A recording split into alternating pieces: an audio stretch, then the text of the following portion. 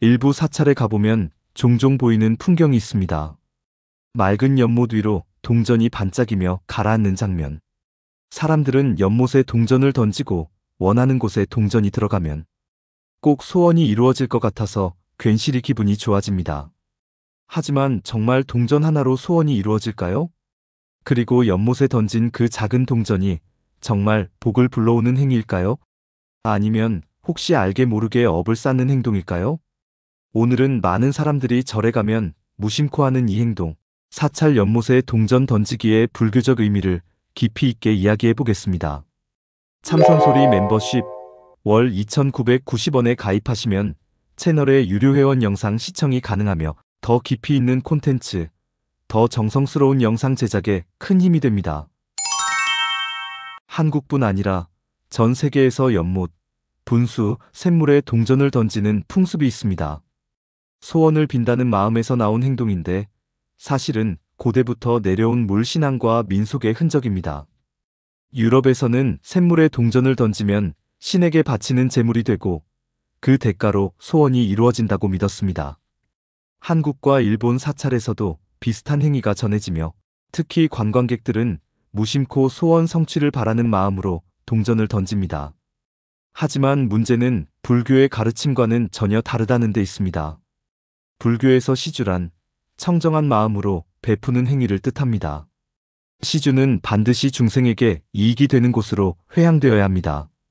즉, 배고픈 이에게 음식을 나누고 절 운영을 위해 보시하며 불사를 돕는 것이 올바른 시주입니다. 그렇다면 물속에 던져지는 동전은 어떨까요?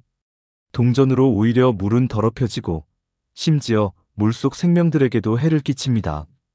실제로 사찰 연못에 던져진 동전 때문에 물고기와 연꽃이 죽는 일이 적지 않습니다.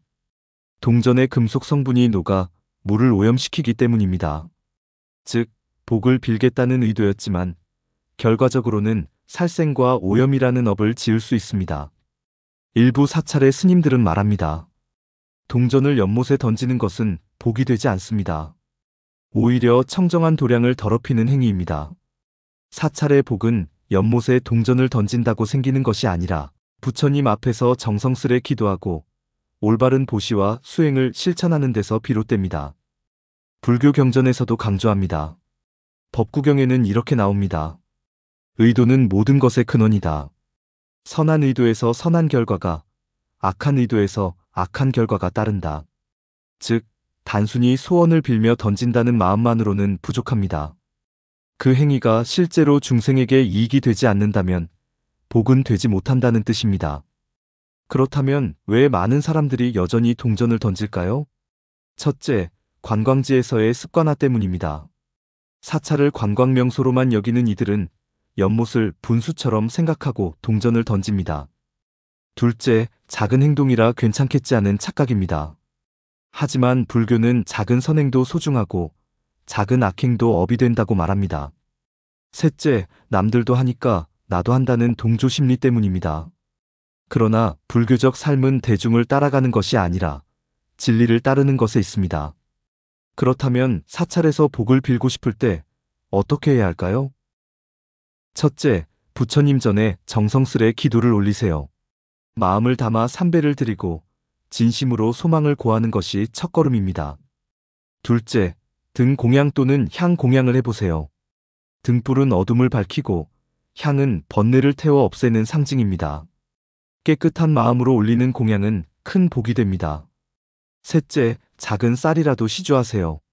어떤 절에는 쌀독이 놓여 있습니다.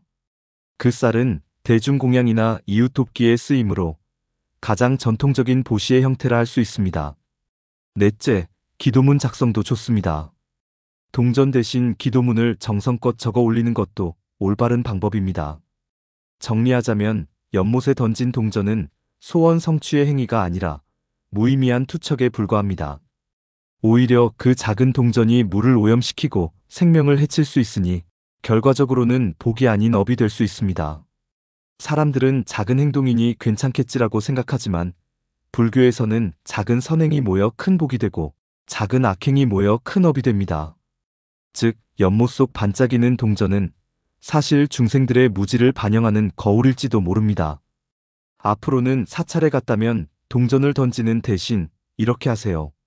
공양을 올리고 마음을 담아 삼배드리고 자비심으로 중생을 도와보세요.